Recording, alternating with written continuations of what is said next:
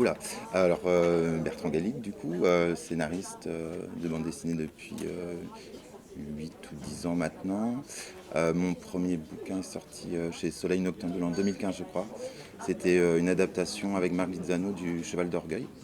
Et voilà, et depuis, je pense que j'ai dû réaliser une dizaine d'albums avec différents auteurs chez divers éditeurs. Elle est double, puisque j'ai eu la chance de voir deux livres sortir dernièrement. D'abord donc chez Soleil Noctambule avec Paul Etchegoyen, une adaptation du troisième voyage de Gulliver de Jonathan Swift. Et puis en mars dernier, un récit qui évoque la catastrophe de Fukushima, la catastrophe vécue depuis l'intérieur de la centrale par ses acteurs. Elle vient, alors on va rendre à César ce qui appartient à César, à Christian Blondel de ce qui lui appartient.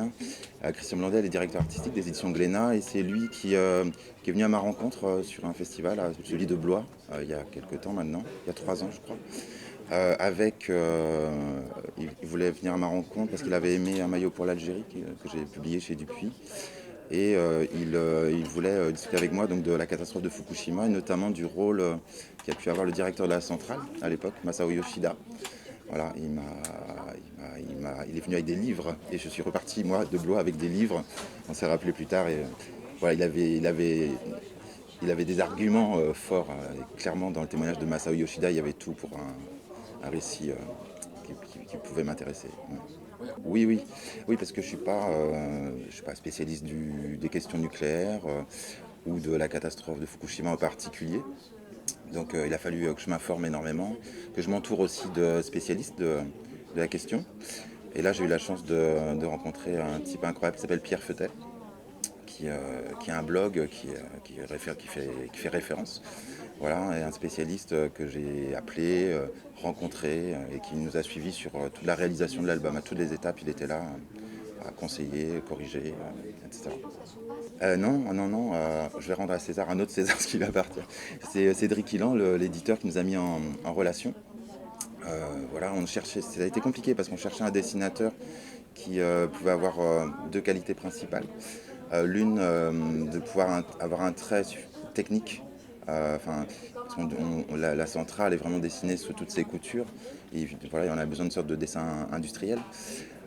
Et puis par ailleurs, on voulait aussi, puisqu'il s'agit d'un huis clos, on avait besoin de quelqu'un qui sache dessiner des expressions, sans caricaturer, des visages asiatiques et qui seraient expressifs. Voilà. Donc Roger a ces deux qualités-là.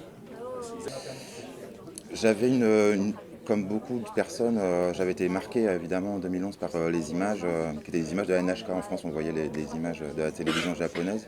C'était des images qui étaient la plupart du temps en plan fixe et lointaines, aseptisées.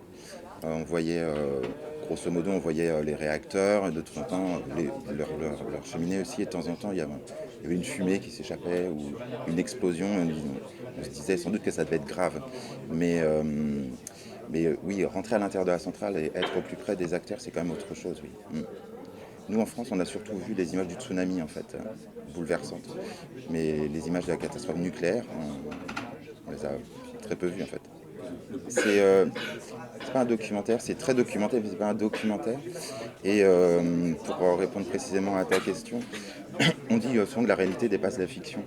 C'est un peu le cas, je pense, avec Fukushima. J'ai pas eu besoin d'aller tirer des ficelles narratives pour ajouter de l'action, du suspense, parce que les événements en eux-mêmes sont... On va de rebondissement en rebondissement, en fait. Voilà, donc je me suis appuyé sur la chronologie bien réelle des événements et après des trames narratives, on va dire secondaires, sont venues épouser cette trame chronologique qui est la trame principale.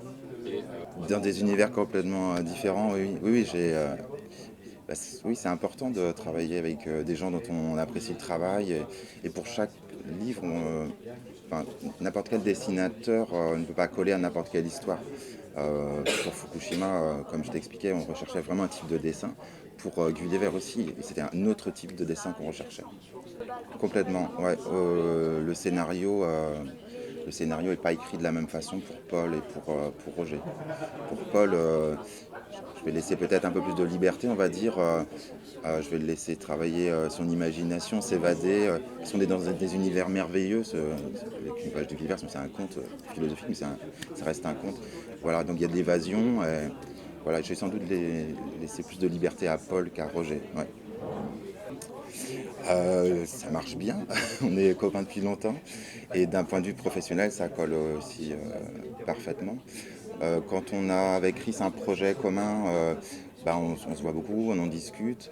Ensemble, on écrit le scène à scène, le séquencier du début à la fin du récit. Puis on se dispatche les scènes en fonction alors des plannings, des envies, voilà.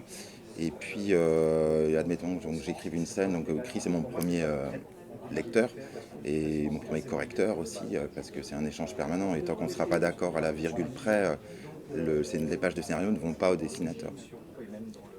Absolument pas, non, non, non, non. On fait le même travail sur des scènes qui sont différentes. Par exemple, pour Violette Maurice, la série qu'on a chez Futuro, là, le partage du travail entre guillemets est assez facile, il y a en gros deux lignes narratives. On suit Violette Maurice. Chronologiquement, on va suivre le personnage. Et donc, moi, c'est moi qui gère, entre guillemets, qui fait le premier jet sur ces scènes-là. Et il y a un autre temps du récit qui est celui d'une enquête menée par Lucie sur ce personnage de Violette Maurice. Et là, c'est Chris qui s'y colle pour le coup sur le premier jet. Mais on se relie mutuellement, évidemment, beaucoup. Et il faut qu'on soit tous les deux d'accord avant d'adresser les pages au dessinateur. Pour l'instant, oui, les futurs projets sont aussi ancrés dans l'histoire, alors plus ou moins profondément ancrés dans l'histoire. Et j'aime bien raconter le passé, surtout quand celui-ci résonne quoi, aujourd'hui. Mm. C'est lié à ma formation aussi, qui est celle d'historien. Non, c'est a priori, a priori non, mais enfin, c'est pas prévu pour l'instant, en tout cas. J'aime ce type de récit dans lesquels je plonge pour l'instant, où voilà, on va chercher une histoire ensevelie sous les décombres du passé, ou une anecdote, ou quelque chose et la rendre vivante, ou la faire revivre. Aujourd'hui, ça, c'est ce que j'aime par-dessus tout. C'est des retours hyper sympathiques. Je pense que le public n'est pas spécialement le même sur les deux livres. C'est lié au sujet, c'est lié au dessin, c'est lié à la collection aussi. Non, les gens sont super sympas, en particulier ici à Saint-Malo. On est très bien accueillis. J'irais peut-être dans le cerveau de Fabien Nury, dans ce cas-là, qui est pour moi Fabien Nury est pour moi une référence en termes de scénario et de récit historique. Merci énormément. Merci.